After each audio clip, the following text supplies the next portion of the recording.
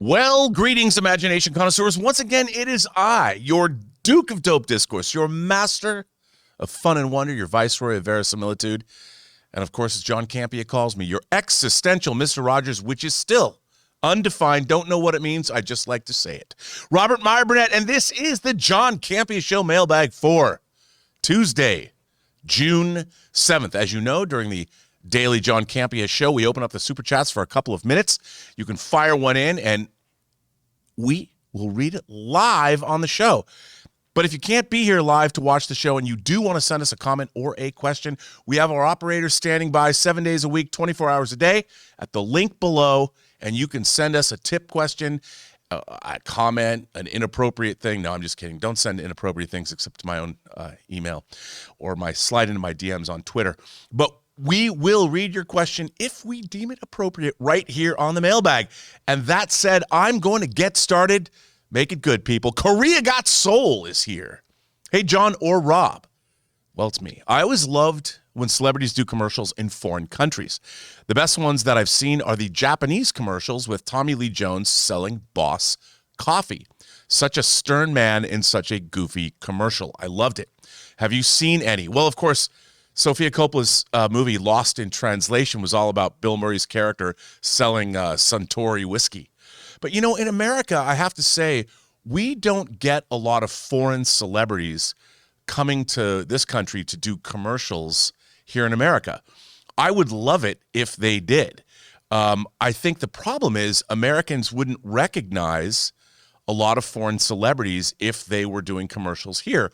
Whereas, you know, not to be a pro rah-rah America guy, I just think that our celebrities, Hollywood celebrities, are more recognized the world over, more so than foreign celebrities are here. I would love to see more of that. I love watching foreign commercials with American celebrities in it. I just saw a Johnny Depp commercial for a cologne. Is it a French cologne? I'm not sure what it was, but I wish we had more. I really do. The Sock says, went to go see Crimes of the Future, but I had half an edible, so I blacked throughout lots of the movie. And the parts I wasn't blacked out, I was too high to comprehend it. Perhaps you weren't too high, and that's exactly what you were supposed to think. I do remember not liking the set with the boat, though. It made it look like a play. Well, there was a set with a boat, or it was at night. You know, they shot the movie in Athens, and I thought that they did a really good job. There is a scene outside where there's a boat tipped over, but it's actually in the harbor for real. But yeah, there was a definite heightened sense of reality with the set design in the film. I really liked the way the movie looked. I thought it looked really fantastic. But, you know, I did not take an edible, or nor was I high when I saw it. And even I wondered about whether my comprehension on what was going on was there, even though I'd read the script years ago. I quite enjoyed Crimes of the Future, but I did feel it was quite, as I said, distancing. I didn't feel enveloped by the movie. I felt like I was watching or listening to a great academic lecture that I found really intellectually compelling, but perhaps not as emotionally fulfilling as I would have wanted it to be. But I quite enjoyed the film. I'm a huge David Cronenberg fan. I can't wait to get the 4K disc. And although it's being released by kind of a lame company, so I don't know how good the transfer is going to be. You should go see it again unaltered and get back to me. Hitchcock is the GOAT. 1 or 2. Hi, John. I recently binged Game of Thrones in about 5 weeks after never seeing it, and I have to agree with you. I can understand how in an 8-year span fans got attached to Daenerys, but seeing the story unfold all at once in such a condensed time, I was able to notice her behaviors and actions throughout all of the seasons that totally pointed to how she was going to act at the end. Any relationship she ever had was subordinate to her main goal, which was to rule with an iron fist. Hitchcock, you know what? I recently rewatched the show. I have to sort of disagree with you there. I thought what was really interesting about Daenerys is she kind of was thrust into this leadership role after she was Khal Drogo's wife and accepted the mantle, and her journey was she was learning both sides, and she was learning about the world itself, and the world definitely hardened her. But I do think, look, obviously she killed the Masters. She did a lot of things where she took out some really bad people. But I thought the idea that at the end that she would suddenly go crazy simply because one of her father did, the Mad King or whatever, and just destroy everything that she'd worked hard to achieve, I thought it was a bit of a cheat. And while a lot of people, like John and like yourself, you thought that was the way to go, the real question that I would ask you is, Game of Thrones always it had resonance beyond the story that was just being told. It was always doing the opposite of what you thought was going to happen. And I did think that at the end, it wasn't as satisfying a conclusion as I would have hoped, because it was so definitive. The fact that she went crazy and just burned down King's Landing and destroyed the seat of power, it sort of felt like there wasn't a lot of ambiguity there. It didn't feel very Game of Thrones-ish. But I can understand where you're coming from. A lot of people did like that final season, and as John has pointed out, and like you just pointed out, people liked it, and it did win a lot of Emmy Awards. And still, while I might not have liked the way it all ended, not just what Daenerys did, but I didn't like the way a lot of those stories wound up, it still is one of the great monumental achievements in television history. So regardless of how you come down on the final season, I still think the journey is an amazing one, and it's still one of the greatest TV shows of all time. Yusuf sends in a tip, 1 of 3. A lot of people have been criticizing the current phase of the MCU, but I have to say I'm really loving how different it is. The way Doctor Strange includes horror, the way that Moon Knight incorporates mental health, WandaVision includes trauma, to talking about loss and trauma, those are radically different approaches to what they typically do. I'm excited that we get to explore the multiverse because now the possibilities are endless. We can have crossovers and potential for standalone and separate feature films with interesting characters. It could be a great way to create new types of storytelling and also lead up to incredible big things that we don't see coming. The only thing that I hated was how much of a turd they turned my Kingpin into.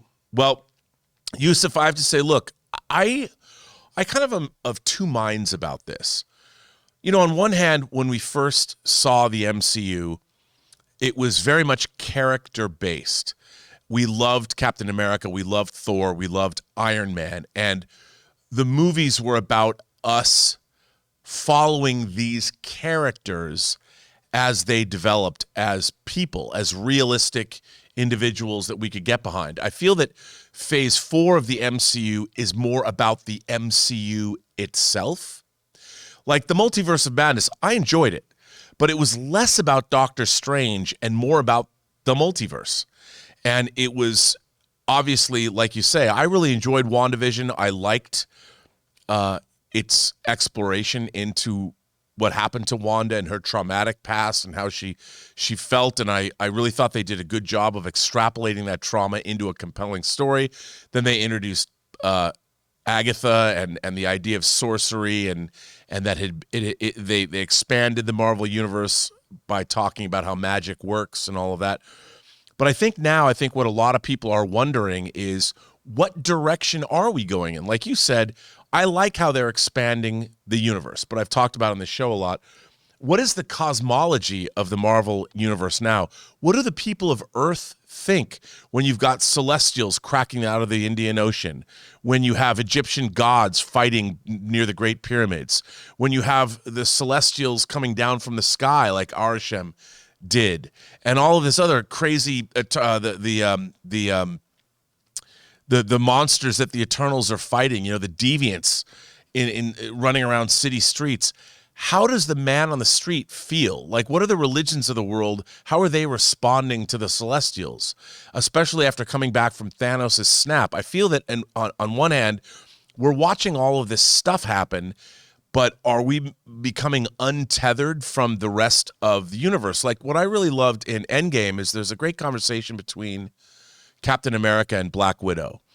And Captain America says he saw whales come back into the Hudson River in New York, and that things were starting to get back to normal after 5 years. And Natasha's lamenting about the fact that there's still work to be done. There's still people that need help. And it felt fairly grounded, even though we're post-snap, post-blip. And obviously they think that there's no chance that they're able to do anything about it. But it just, I feel like, where are we in this universe? Is it just completely spinning out of control? I find it all very interesting. I just don't know, where is it all going? And what am I supposed to take as a viewer who loves the MCU? The first 23 movies felt very much of a piece. And I know they're just building now. They're almost back to square one. They're introducing these characters. We're seeing tenuous ties between one thing and another. And I think that they're going to tie it all together with things like Quantum Mania. I just don't know where or when that's going to happen. But I'm still along for the ride. You know, I'm still having a really good time watching the shows. Miss Marvel starts tonight, and she's obviously going to be in Marvels. So we'll see where that winds up. I'm still enjoying it very, very much.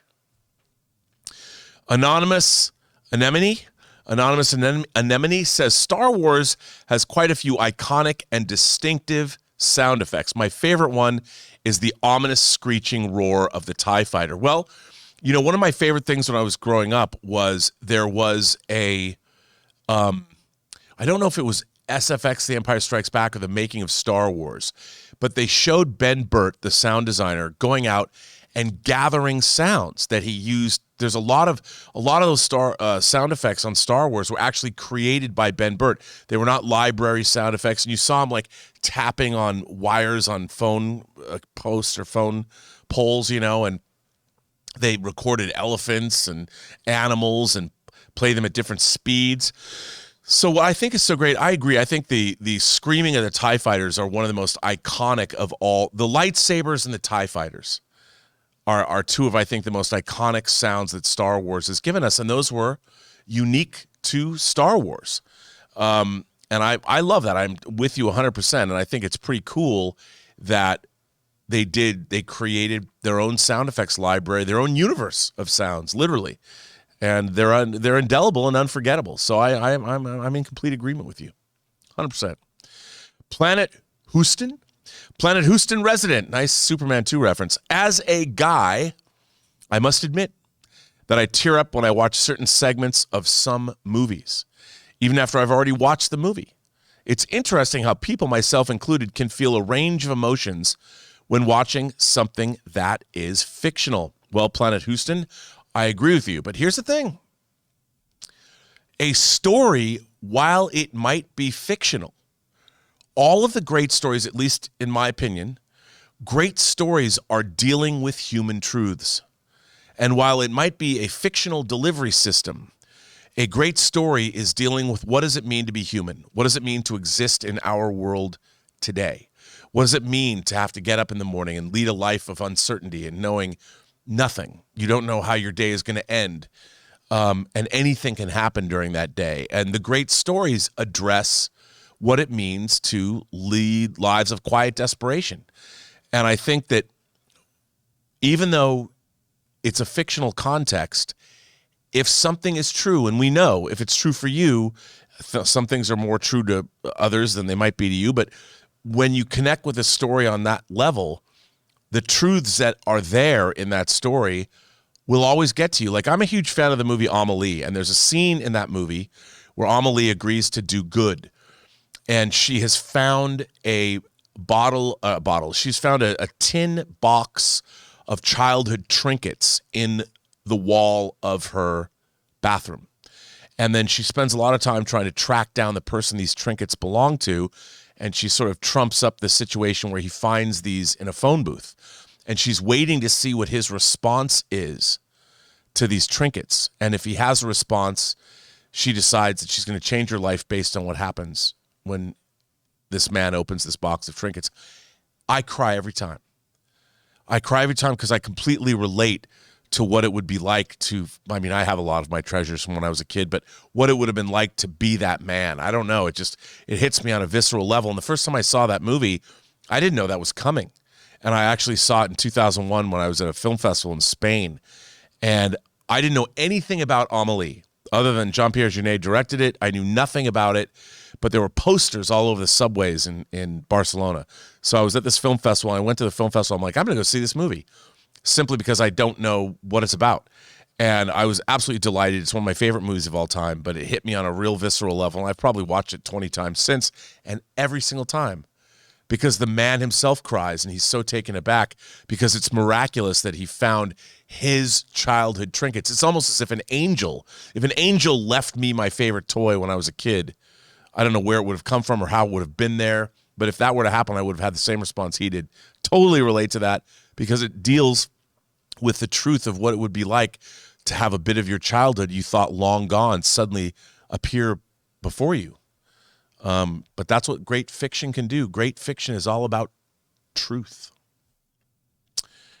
Boneless banana farmer.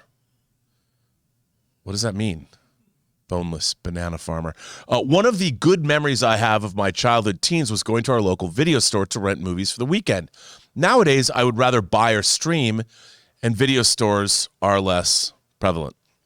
Something fun from the past I always look forward to doing. Well, you know, I think a lot of people did. I mean, I worked in home video for 8 years, from 1980 to 1988. I worked first in a video rental store. We sold both VCRs and rented tapes.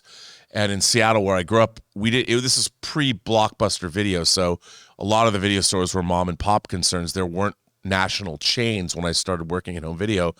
And I have to tell you, I started working in video stores when I was 13, and there was not, I mean, Disneyland says it's the happiest place on earth.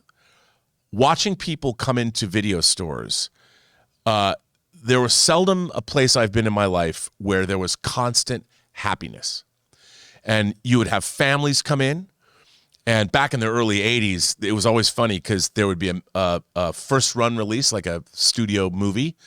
They would get a family movie, and the parents would always get porno. That is a true story. And it was funny because you get the first two tapes would always be rewound, but the pornographic tape would only be like 10 minutes in, and it was never rewound.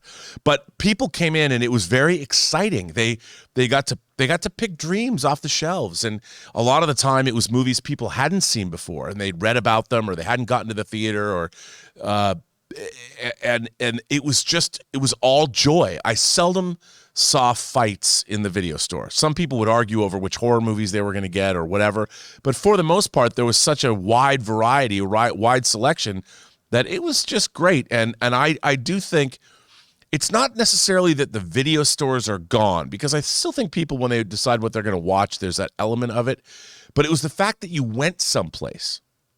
You went someplace to go pick up a dream, in your hand, because after all, that's what movies kind of are. The great films are magical. And when you went to a place, a repository of magic, as it were, that's what video stores are like. I mean, people were going to who doesn't love movies? So when you walked into a store the only reason a video store existed was to provide you with a dream, provide you with a story that you got to pick and take home. The anticipation, there was nothing bad about video stores. Nothing. So, agree with you there. And I guess that means now is a time to hear from our sponsor. And today's sponsor, boy, let me tell you, I could really use them right about now. Let's hear something from Harry's.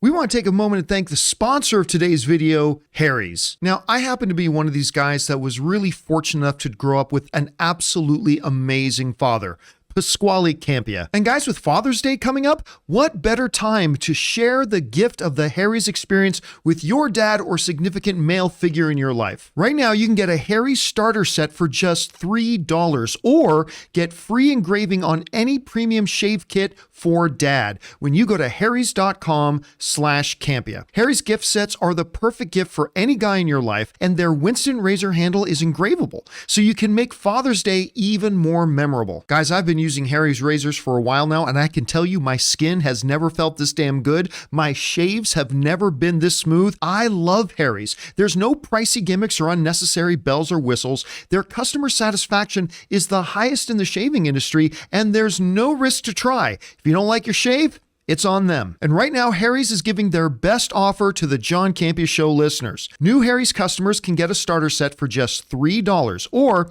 for a limited time through Father's Day, get free engraving on any premium shave set at harrys.com/Campea. There's never been a better time to try Harry's. Go to harrys.com/Campea to start your own Harry's journey, or to save a few bucks on a gift for a special dad in your life.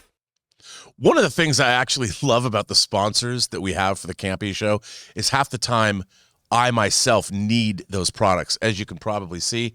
And if you go to harrys.com/Campea, getting a starter kit for $3, I'm telling you, I just realized every time I see the sponsor, I want to do it myself. If I wasn't live, I'd be doing it right now. So thanks, Harry's. Thanks for being a sponsor. We are with now Justin D. Says, hey, John and or Rob, well, it's just me today. I finished my first draft of my first script. Congratulations. It took a while, but it feels so good. Thanks for your motivating words of doing a little every day. Writing a script has made me look at movies differently, and I encourage all to try it. Thanks. Well, first of all, Justin D., you know, there's nothing scarier than facing a blank page that you have to then fill. Congratulations for finishing that script. But remember, now is when the real work begins. You have to go back in and do your rewriting and things like that because your work is never done. But congratulations on getting it done. I know so many people. You know, when I first moved to LA, there was a news report where I don't even remember which newscast it was, but it was one of our local LA newscasts. And they had a field reporter going out and interviewing, just walking up to random people on the street going, how's your screenplay coming? Every single one of them said, well, they're in the middle of it. No one said they just finished one. They just said, well, I'm writing it. Because, you know, no one in LA wanted to be caught dead without writing a screenplay. But you finished one. You got through it all. So congratulations to you. And I'll tell you something. There's no better way to understand movies or story structure than to try and create a screenplay, write a screenplay, create those characters, those situations, work within a 3-act structure. So kudos to you, sir. Well done. And, start the rewriting process. Don't be discouraged. Maybe one day we'll see your movie up on the big screen. Chicken Powder. Yeesh. Chicken Powder. Sends in a tip. I just popped my 4DX Cherry with Tom Cruise. And it was such a fun experience. Oh, you mean the movie? Okay. With Tom Cruise. It was such a fun experience. Top Gun Maverick is definitely the movie to watch with all the acrobatic dogfighting. The wife was watching it like she was on a roller coaster. All of you guys should give it a go. Yeah, you know, I've never been to the 4DX. I'm kind of a purist in terms of presentation, but for this movie, since I've seen it multiple times, this might be, I too might use Tom Cruise to pop my cherry in 4DX. I think it's not such a bad idea after all. Hey, I mean, what better way? Because 4DX, it's not just screens. Do you also get a rock and roll in the chairs and the sound system and all that? It would definitely be fun, those aerobatic sequences, and like your wife felt like she was on a roller coaster. If that's kind of what we get out of it, I too must go pop my 4DX cherry. I just hope it doesn't hurt. Hitchcock is the GOAT is back. And said, hi, John and Rob. If you had to rank the following 3 throwback and or delayed sequels, how would it go? Ooh, this is a good one. The Godfather 3, Ghostbusters Afterlife, and Top Gun Maverick. After hearing you guys a few days ago, now I have to see Ferris Bueller's Year Off. That was my idea. Thanks, and back up. Thanks, and I was going to say Back to the Future. Bring on the filthy. This is a really good question. I mean, you know, always when you want to compare and contrast movies, it's kind of hard. Of all of these, which provided the best time at the movies, the most fulfilling time? I'd have to give that one to Top Gun Maverick. because I think that both Godfather 3 and Ghostbusters Afterlife are a bit flawed, whereas I think, and they do not surpass the original, whereas Top Gun Maverick, I think, is better than the first Top Gun in every way, shape, or form. It's also aspiring to do different things, but I'm going to give it to Top Gun Maverick. However, that said, I think that both Ghostbusters Afterlife and Godfather 3, despite what problems they may have, are both very respectable movies. The problem is neither one of them could exist in their own right. You'd have to have Ghostbusters for Ghostbusters Afterlife to work. You'd have to have the previous Godfather movies to have Godfather 3 work. Top Gun Maverick, you don't have to have the first Top Gun. If you had never seen Top Gun or didn't know Top Gun existed, Top Gun Maverick would still work like gangbusters. So that in itself is the reason why I would pick that. But, you know, Godfather 3 still does a great job of telling the story about Michael Corleone trying to go on the straight and narrow and what the ramifications are of that and how his past catches up with him. And he is not able, as much as he wants to go legitimate, there are costs to be paid. I mean, he already lost his soul.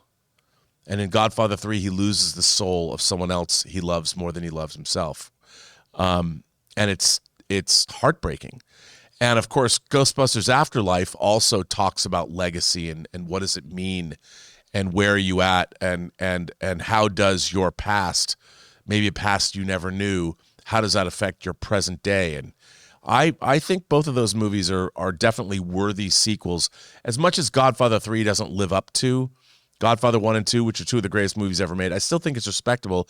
And Ghostbusters Afterlife, I think, really does cast its own spell. It makes you feel something, and it's not just nostalgia. And I think both of those are worthy sequels, but I think Top Gun Maverick stands head and shoulders above both of those movies. Gunny says, I saw Top Gun on Sunday in IMAX, of course, and it definitely did not disappoint.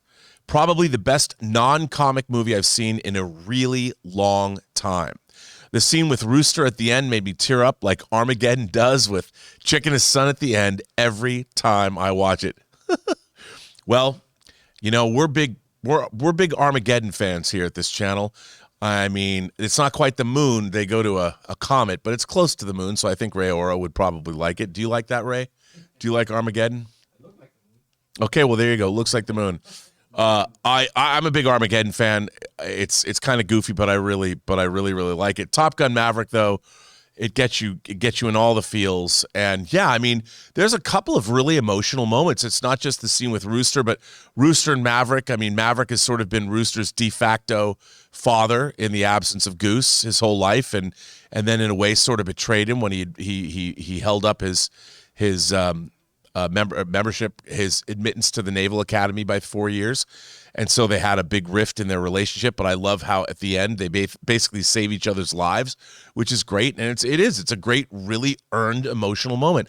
And I have to tell you, I don't think, like, I've seen movies that I thought were good, but in terms of a satisfying theatrical motion picture experience, I don't think, not since Mad Max Fury Road in 2015, which incidentally, I also saw at the Chinese Theater in IMAX. Wow, was that movie satisfying. Top Gun Maverick in IMAX at that same theater. Those are probably the two most fun experiences I've had in movie theaters in the last 7 years. And both of them came out. I mean, Fury Road opened on May 15th, my birthday, 2015. Maverick comes out, did it come out on June? End of May. I think it was end of May.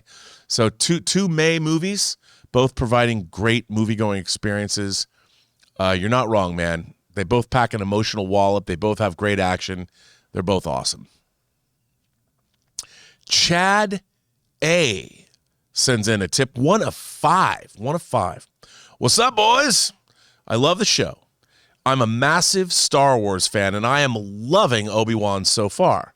I think that some of the Star Wars fan base gets too hung up on canon semantics. Personally, I do not think when we last met, I was but the learner, and Obi-Wan once thought as you did lines need to be addressed at all. It was a movie that came out over 40 years ago.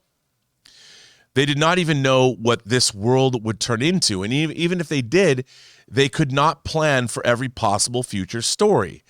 It was just a few lines of dialogue. Of course, it makes sense that Obi-Wan and Anakin would have interacted in some way again in that 19-year span. Having Obi-Wan kill Vader in the new series would be an unforgivable canon retcon. But perfectly lining up with all the lines of dialogue from a 40-year-old movie is not realistic, and trying to do so would eliminate a lot of fantastic storytelling opportunities. Just enjoy the show. Thoughts? Chad. Okay, Chad. Here's the thing. If it were any regular movie, I would say, sure, I'll buy that. If a movie came out 45 years ago, what does it matter? Lines of dialogue. Star Wars has been present in our culture for 45 years. It's a rite of passage for kids. Every kid grows up watching Star Wars. Everybody has an experience of Star Wars. And the thing is, Star Wars is like history. And it's not like people only watched it 45 years ago. No, people watched it yesterday. People watch it today. Star Wars is present all the time. So when you're talking about lines of dialogue, these are not lines of dialogue from 45 years ago. These are lines of dialogue that people have never forgotten, indeed are watching all the time now. Star Wars is a timeless classic that people return to again and again and again and again. It's not something that is relegated to the dustbin of history. That said, if you're talking about Obi-Wan and you're talking about Anakin and meeting, the duel in Star Wars, I have some kid tweeting to me that he much prefers Obi-Wan Kenobi to the original Star Wars. John would say all art is subjective. I'd say, fine, that's fine. But I can't go there. I can't, Obi-Wan Kenobi wouldn't exist without the original Star Wars. And I do think that the problem that I have is if you're writing a TV show that's dealing with Obi-Wan Kenobi, an iconic pop culture figure that we've seen in Star Wars, Empire and Jedi, we've seen him in Phantom Menace, Attack of the Clones, and Revenge of the Sith, in addition to any appearances in animated shows. But even if you're just taking his live action appearances, there's only 6. So those 6 appearances, to disregard them is to disregard, let's call it, fictional history. It's all right there. And we, as people who've grown up with these movies and seen them many, many, many, many, many times, when new writers decide to be like, man, we can just have these characters meet. Who cares if it breaks canon? Well, who cares is us, the audience. Because when we're watching something like this, at least for me, and I was there when Star Wars opened, but I watch these things, and the first thing that I think about is, wait a minute, it bumps. I bump. And I don't ever want to bump on something when I'm watching a story. I want it to flow over me. I never want to second guess the writers or ask myself the question, come on. Well, one of the most iconic lines in Star Wars is when I left you, I was but the learner. Now I am the master. And Obi-Wan says, only a master of evil, Darth. This is a huge moment in Star Wars history. Huge. And for them to go back and do this and make the audience, you're forcing your audience to go, wait a minute. The last time they met, this was the line of dialogue that was spoken. Every single person who's even a little bit Star Wars literate will ask themselves this question. How do I know this? Because we get this question here on the John Campea Show. We're not the only ones. So if the writers are going to force an audience to go, wait a minute. It's not like something that's canonical, for instance, well, I won't bring up Star Trek in this context, but when you do that and your audience stops and goes, hang on a minute, you as a writer, I believe, haven't done your job. Because what you're doing is you're making your audience stop and say to themselves, wait a minute, I've already seen Star Wars a million times. That's not what happened in Star Wars. And remember, everything that comes out of Star Wars, that's George Lucas. That is the canon of Star Wars. And if you're going to change that, You are deciding that your writing is more important than the creator of the franchise you're actually working in. I don't think that's right. I think that bending a story, rightly or wrongly, if you're telling a story about Obi-Wan Kenobi, you should be beholden to that canon, or at least those 6 movies.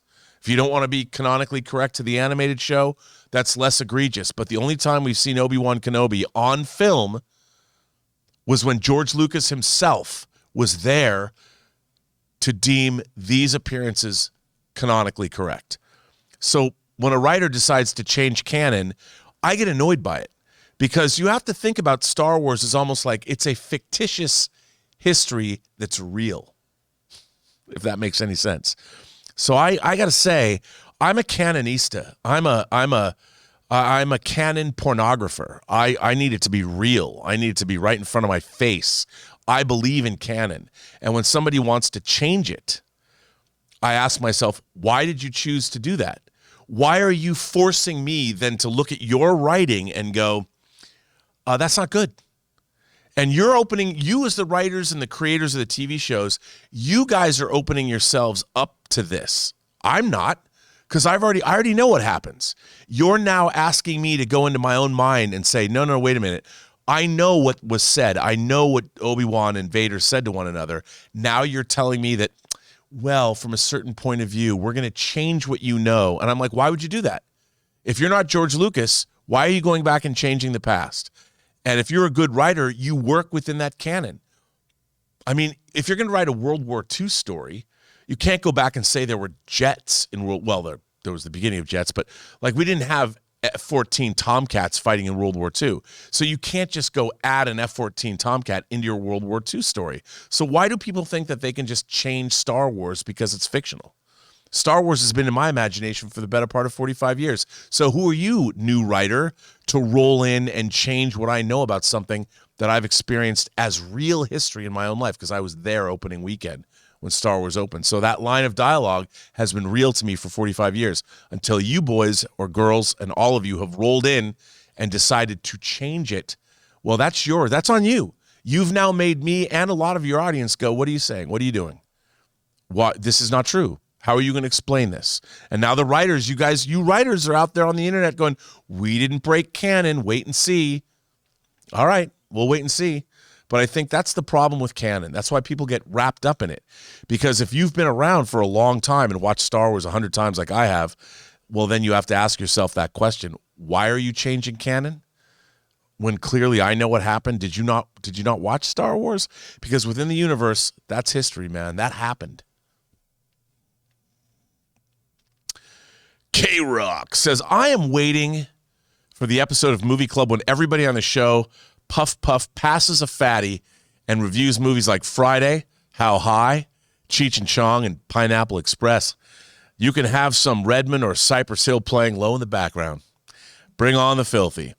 Well, K-Rock, if I was going to light up some dank nugs and smoke a fatty, I just can't imagine that would allow me to bring my critical acumen to bear on the Cheech and Chong film franchise or How High or any of the other movies that you mentioned. I mean, I just don't do my best work stoned.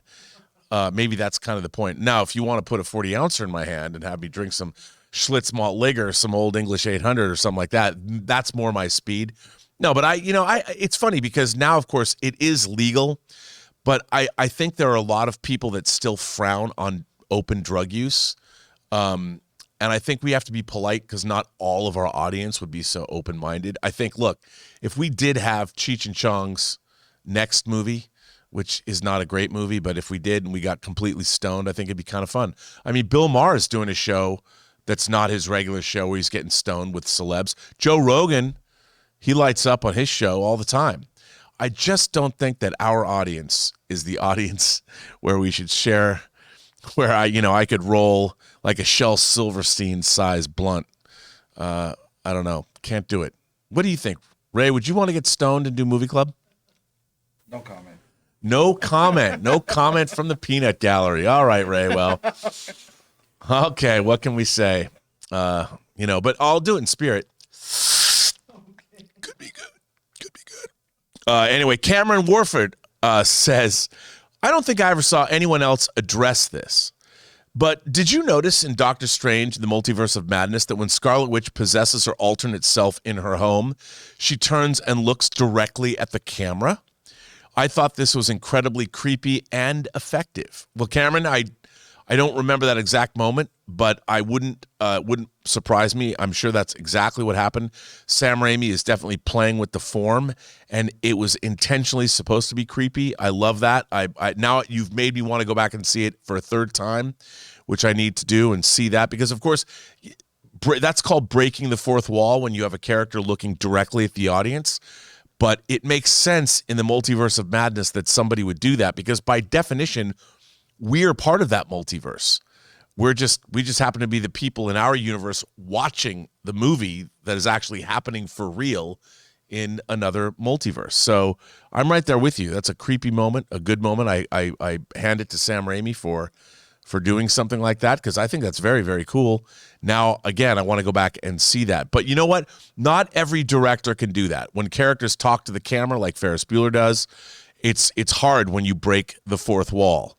There's some good fourth wall breaking in a movie like Fight Club, which I really appreciate. And I think David Fincher plays around with that in a great way. But now I have to go watch Multiverse of Madness yet again. Actually, it's going to be on streaming soon. Maybe I'll just go forward and watch that scene just because you have made me want to do it again. So that's good. It's good.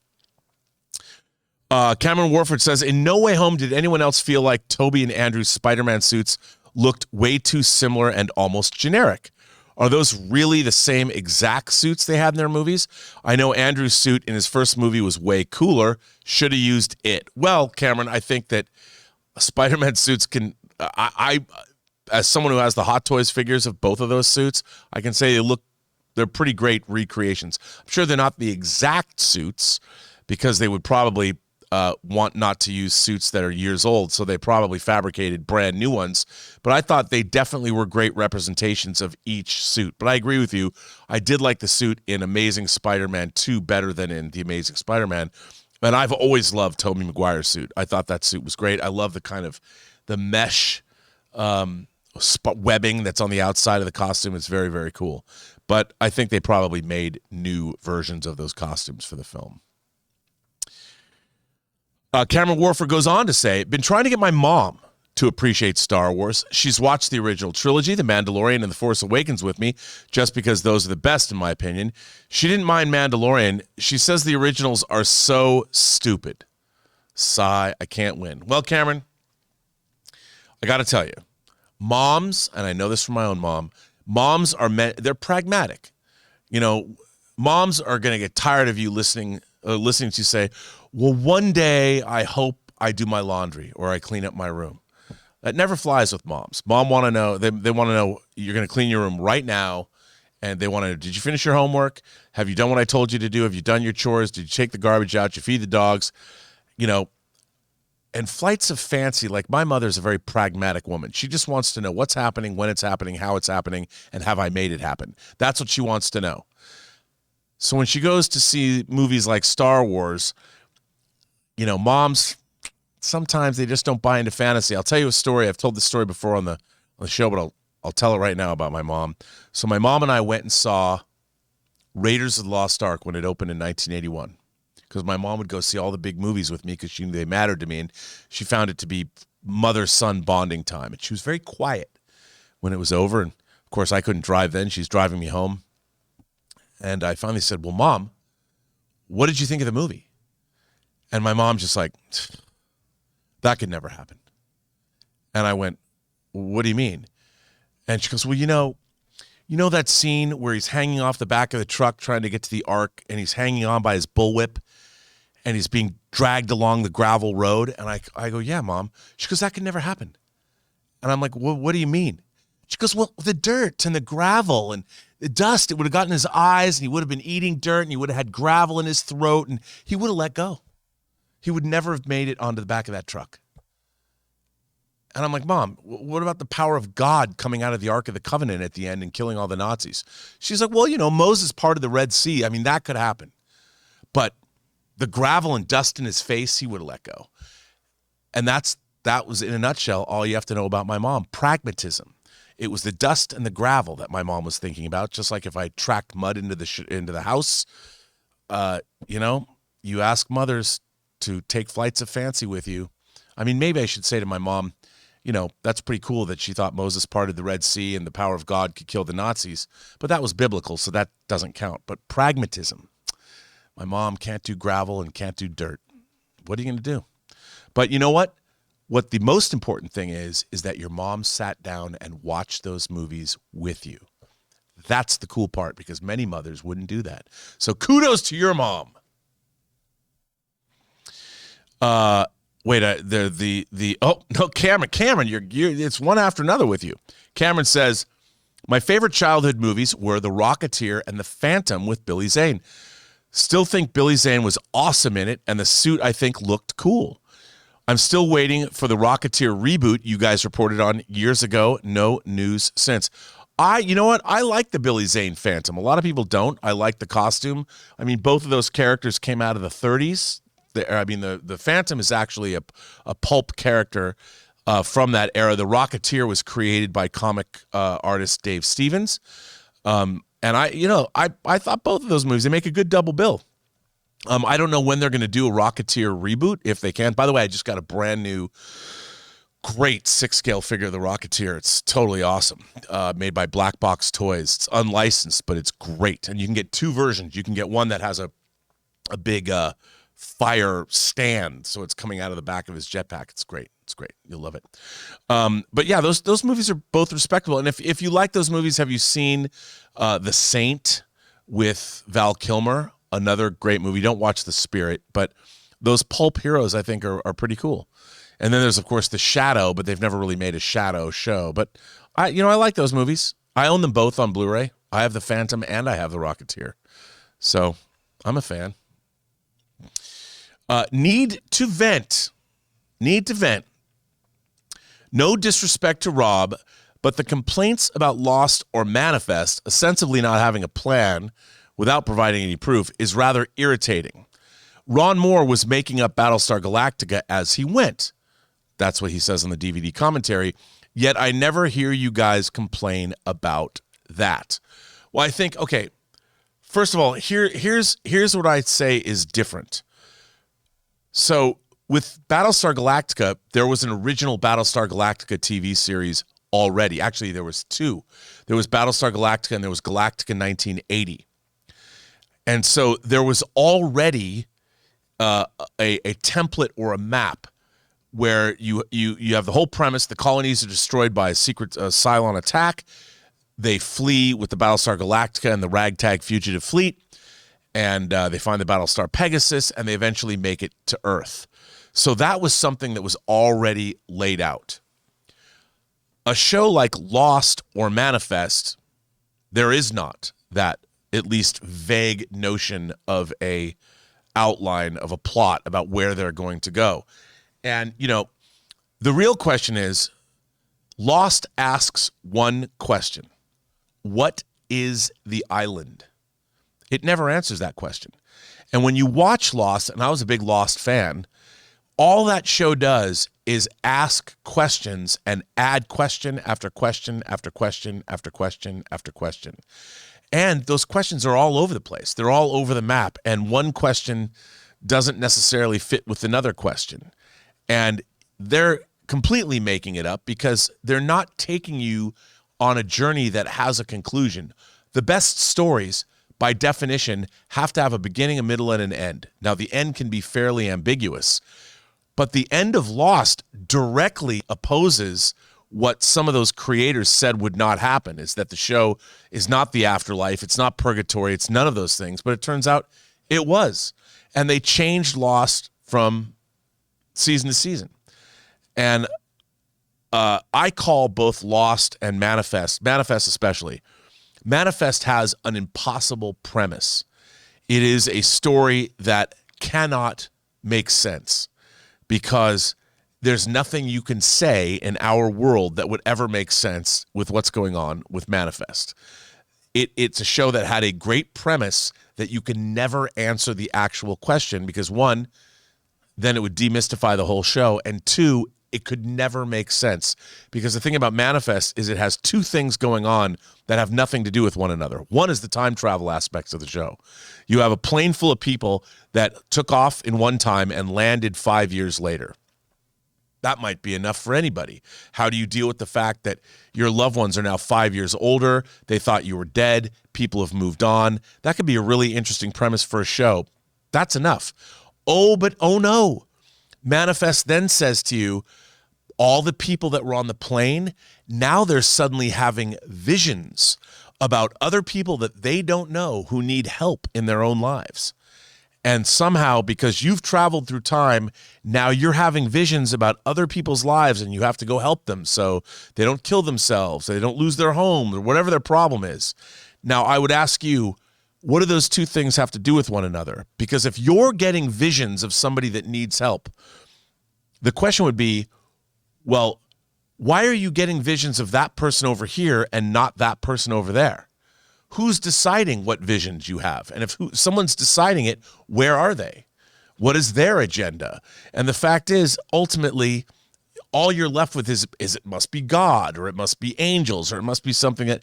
So you'll never have that explained to you. They'll only allude to it, because if you explain it, it's going to be silly or weird or whatever. And Lost proved in its final season that, I mean, they don't even answer the question that they've set up for multiple seasons, which is you have John Locke, who's a man of faith, and you have Matthew Shepard, who is it Matthew Shepard? Matthew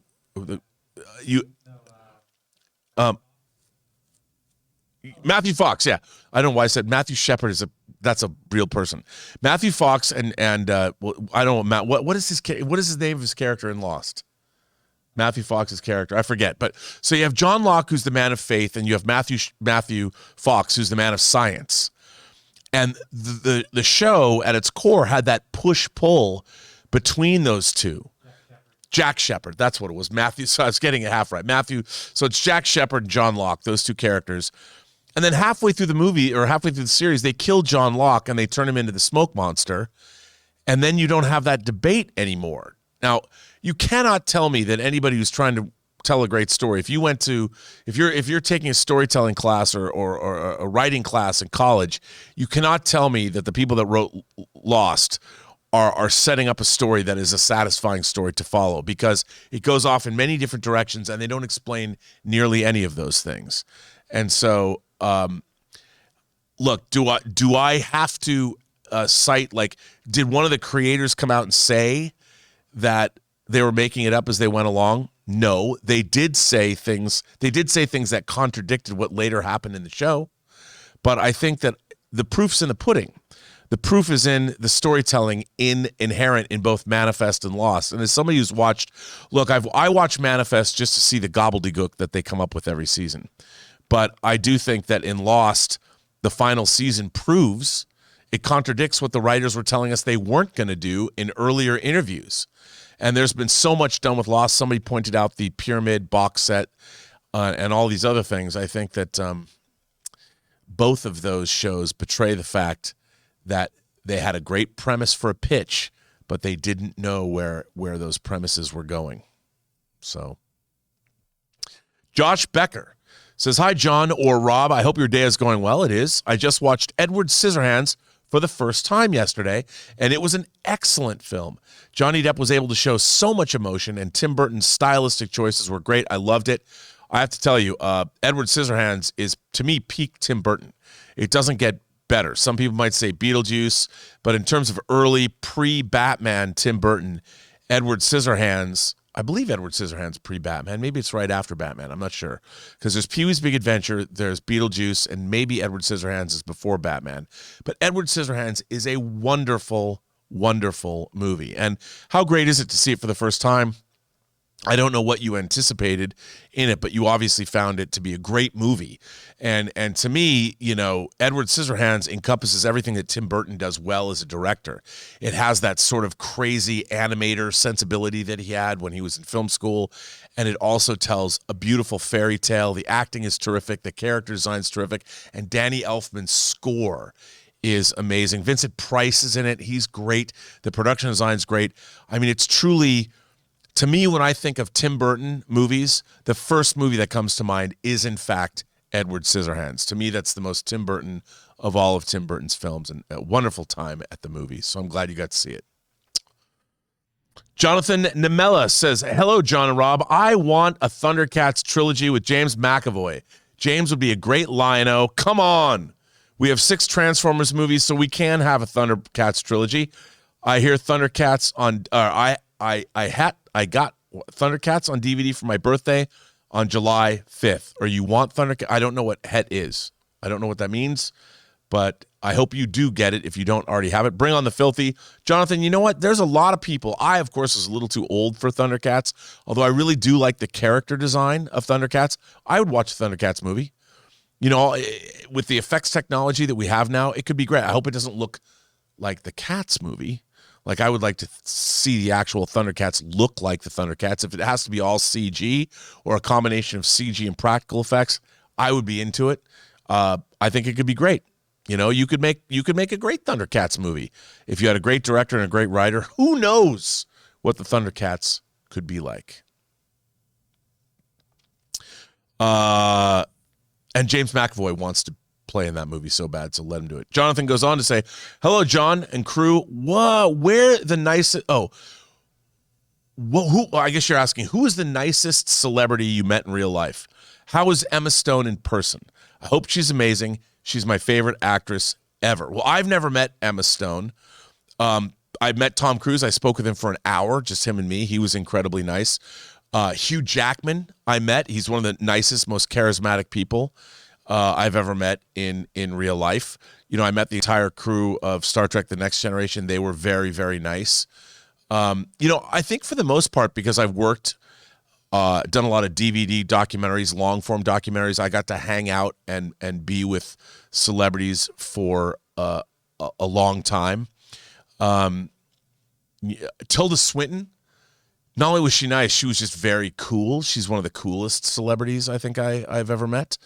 And I don't know, for the most part, I've had a really good experience with celebrities because I've been, when I was working with them, it was usually because it was over a long-term basis. Like I was embedded in, I was in country in Australia for a year working on Superman Returns.